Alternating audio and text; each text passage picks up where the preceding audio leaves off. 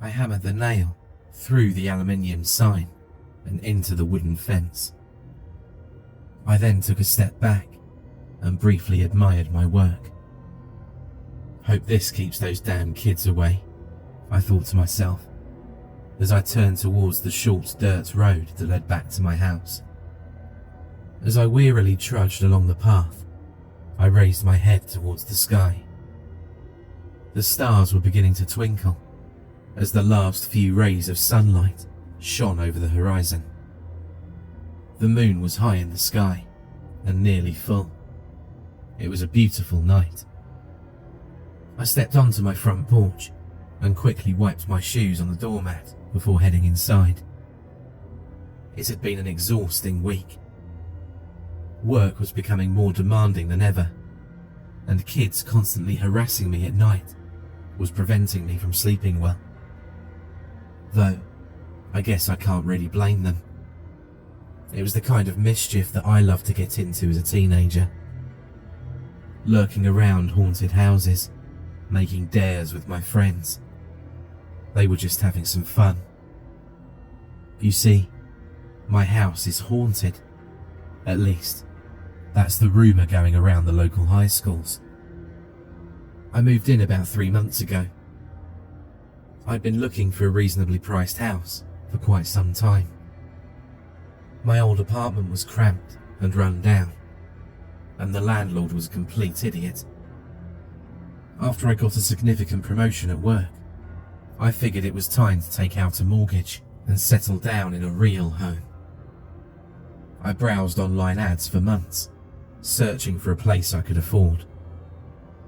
Most upscale houses in the suburbs were too expensive. Besides, those kind of houses are for families. Swimming pools, basketball hoops, block parties. That stuff wasn't for me. I'm a reserved person. Then, just by chance, I saw an ad for this house.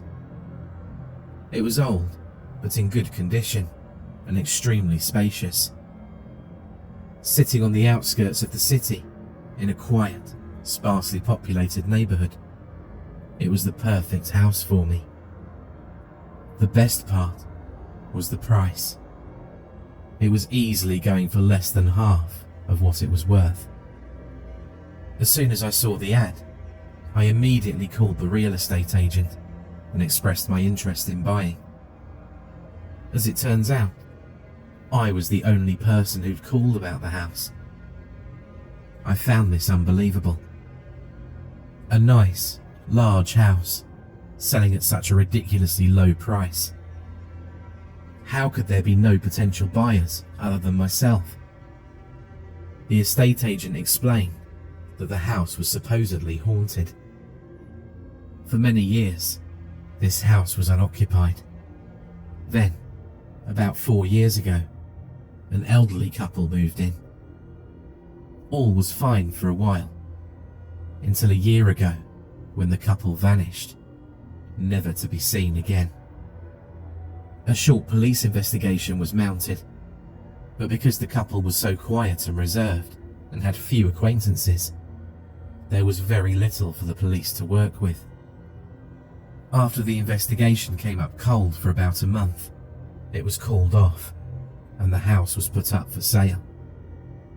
In fact, as the estate agent explained, the entire neighbourhood was known for being a somewhat creepy, uncomfortable area. Not many people were living to live there.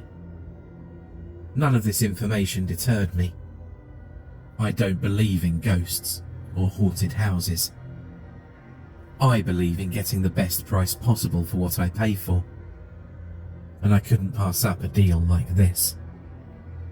After just the first week of occupancy in my new home, I discovered the downsides to living in a haunted house.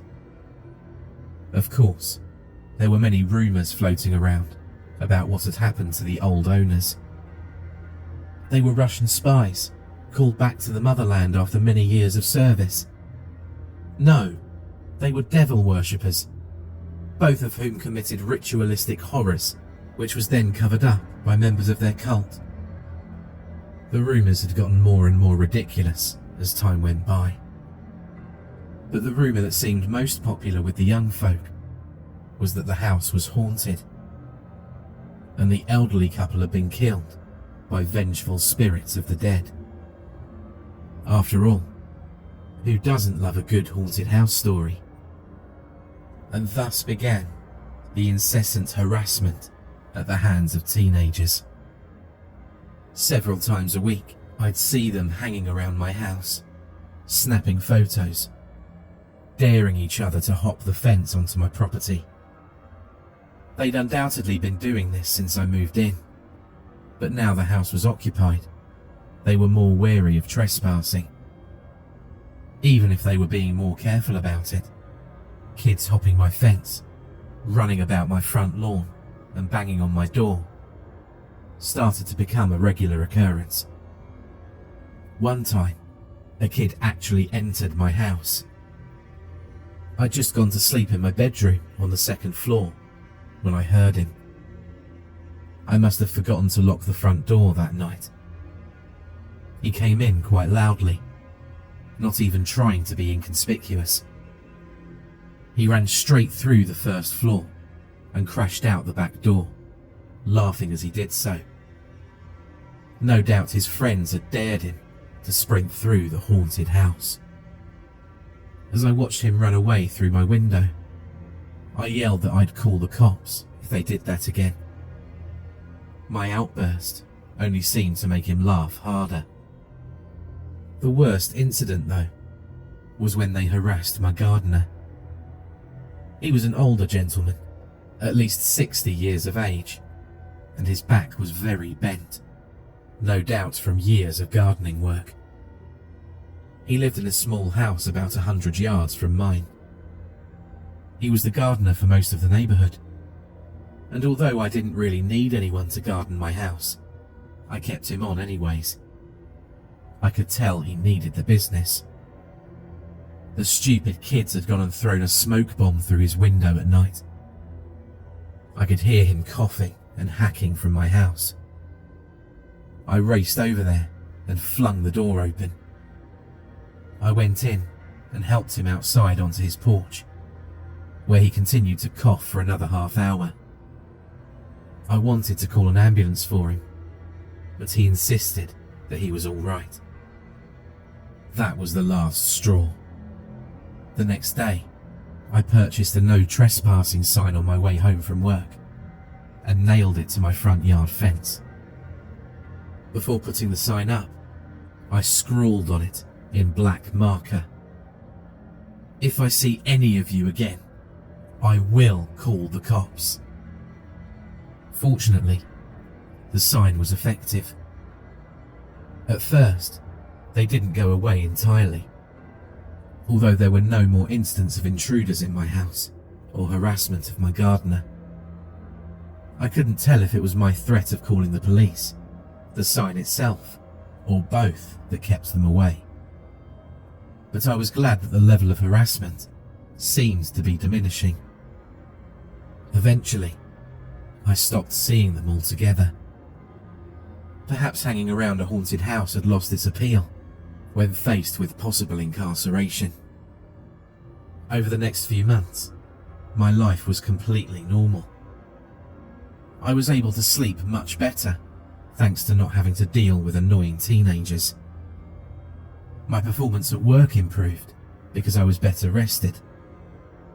Soon, however, strange incidents began occurring. One night, I was sitting on my living room couch, watching TV, when the lamp next to the television fell over.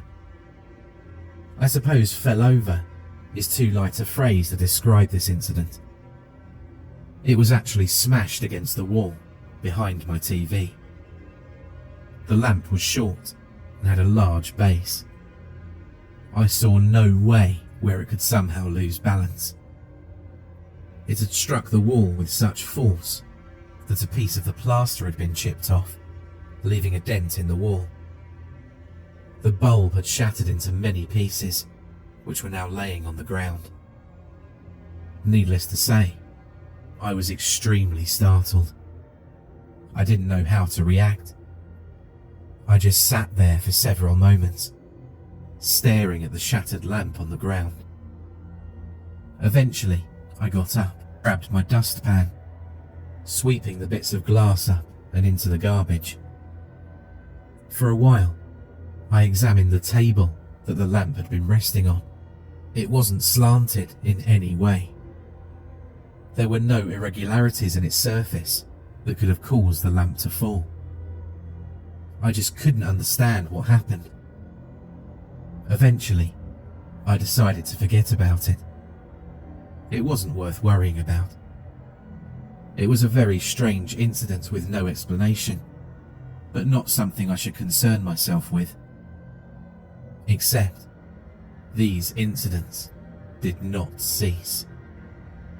None of them were as startling or shocking as the lamp breaking, but they were subtler and more disturbing.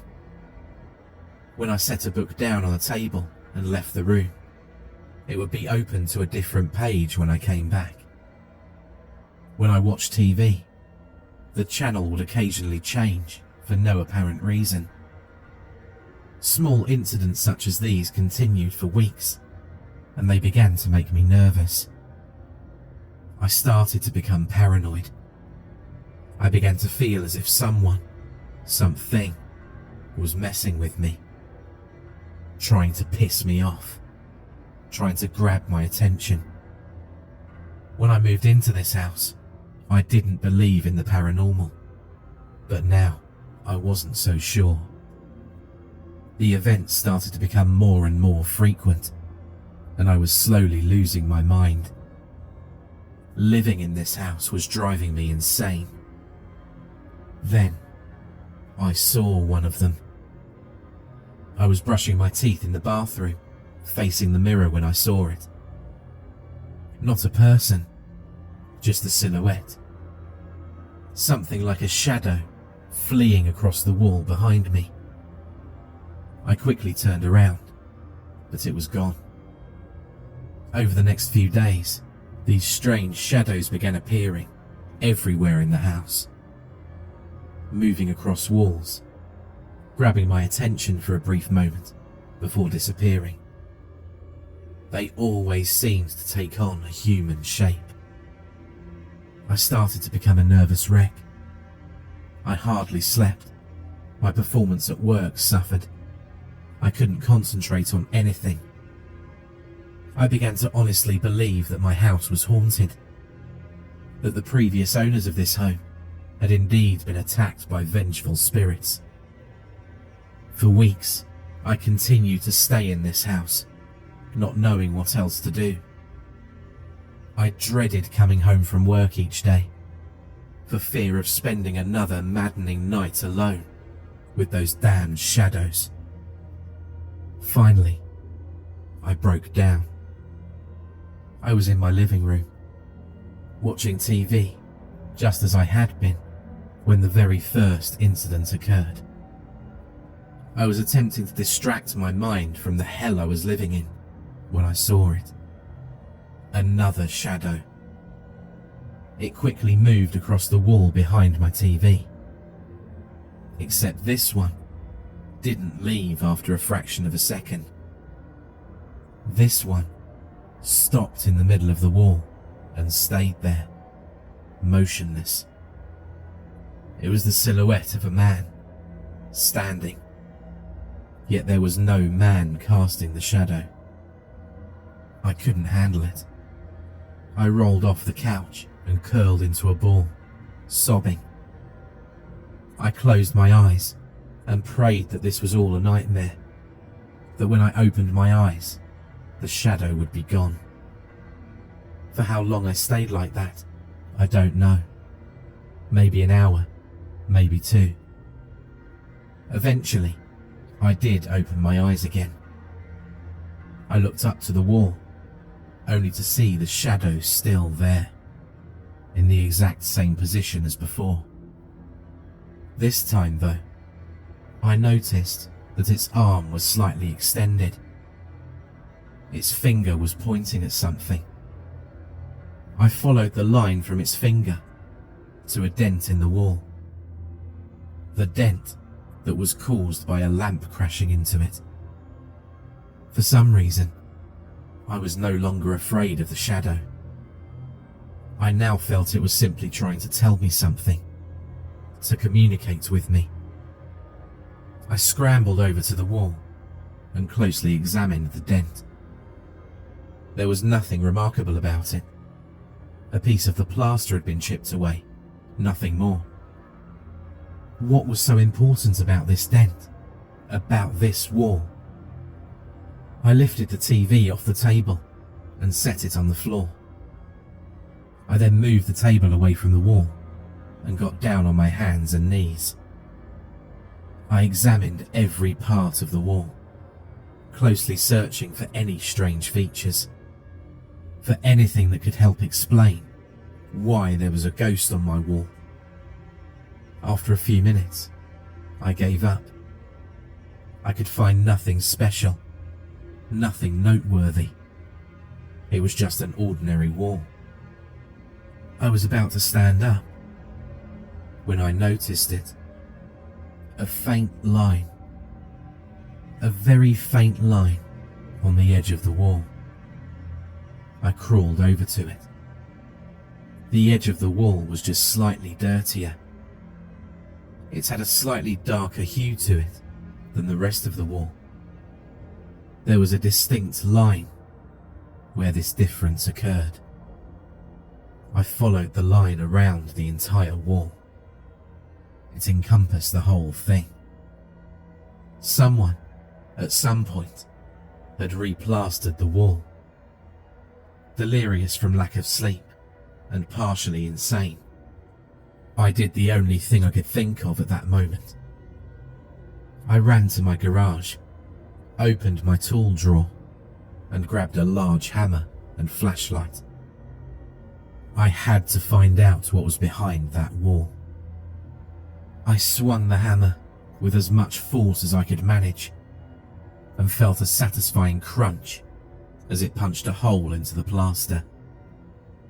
I immediately dislodged the hammer and swung it again. I beat the wall over and over, punching dozens of holes into it. I worked away at its center, slowly creating a large abscess.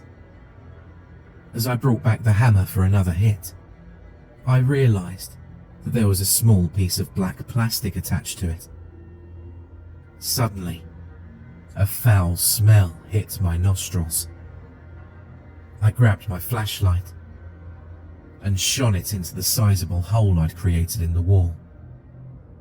Immediately, I saw there was a large amount of black plastic behind the plaster.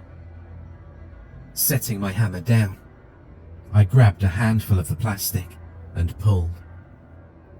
It tore off in my hand, leaving a strange, disgusting sludge on my arms.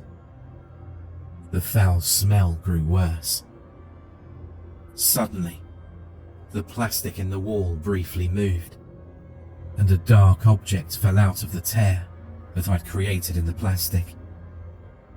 I bent down and picked it up. It was covered in the black sludge and smelled absolutely disgusting. I wiped it off to reveal a white surface. As soon as I realized what it was, I flung it as far across the room as I could. It was a bone, a human bone. A terrible realization dawned on me. I'd just found the previous owners of this house. They were here the whole time. They were here with me as I watched television, as I ate, as I slept. They'd never left. I stood there, too stunned to move. I was in shock. My mind didn't know how to process this information. Eventually, I managed to move over to the sink to wash my hands of this decomposing material. As I finished washing myself, my senses suddenly came back to me. I had to call the police. A murder had taken place in this house.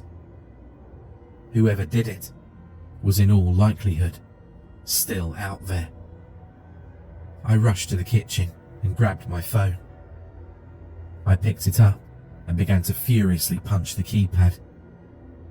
911. As I moved my thumb over the call button, I suddenly stopped. For a moment, I didn't move. Then my hand slowly slackened, and I released my hold on the phone. It crashed onto the ground, shattering the screen. I was staring at my kitchen wall. At the very edge of the wall was a faint line. A faint line that separated old plaster from new.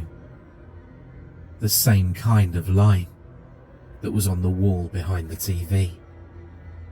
In a state of hysteria, I sprinted out of the kitchen. I ran around my house, sobbing loudly. I examined every wall in the house, and every single wall had been replastered. Panicking, I ran back into the living room and grabbed my hammer. Expending all of the energy I had, I hammered away. I hammered at the walls for hours. Each time I came to a new wall, I prayed that I would find nothing behind it. Yet each time I struck the hammer into it, I found the same black, sludge-filled plastic that I'd found behind my TV set. My house was a graveyard.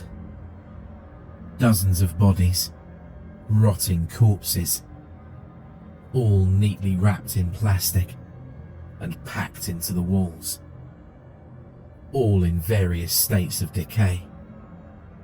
My mind finally snapped. I screamed at the top of my lungs. I screamed for hours until my vocal cords couldn't make a sound. Eventually, I collapsed onto my couch and laid there, sobbing.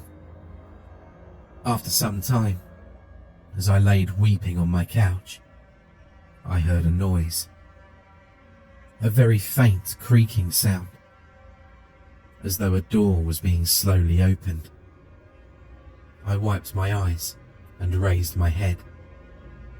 In the front doorway stood the gardener. He had a smug smile on his face, as if he'd just finished telling a hilarious joke to a laughing crowd. He stepped into my house and closed the front door, locking it behind him. "Oh my, look at this mess you've made. It takes me hours to plaster each wall. Why did you have to go and tear them all down?" In his hands, he carried a tool bag. From where I was on the couch, I could see it contained several bottles of fresh wall plaster, a metal plaster spreader, rolls of black plastic, and a large knife. He set the bag on the floor, bent down, and withdrew the knife.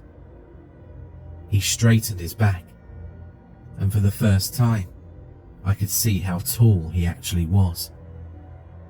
Despite his apparent old age, his muscles were large and well-toned from years of manual labor. "I'm a very careful man. For 40 years, I have not been caught." He nodded towards the original wall that I'd hammered apart. Black liquid was oozing out of the hole in its center. Before those two came to live here, I thought I'd accounted for everything, that I'd left no trace of any of my crimes. But I never considered the possibility that my victims themselves might try to speak, that they might alert others of my activities.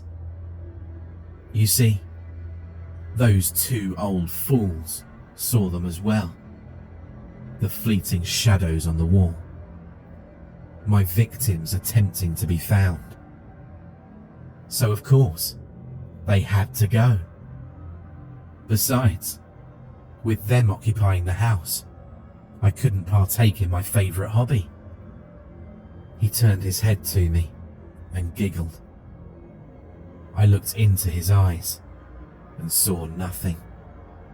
No humanity, no empathy, no compassion. Nothing but a deranged hunger for killing. I must thank you, my friend.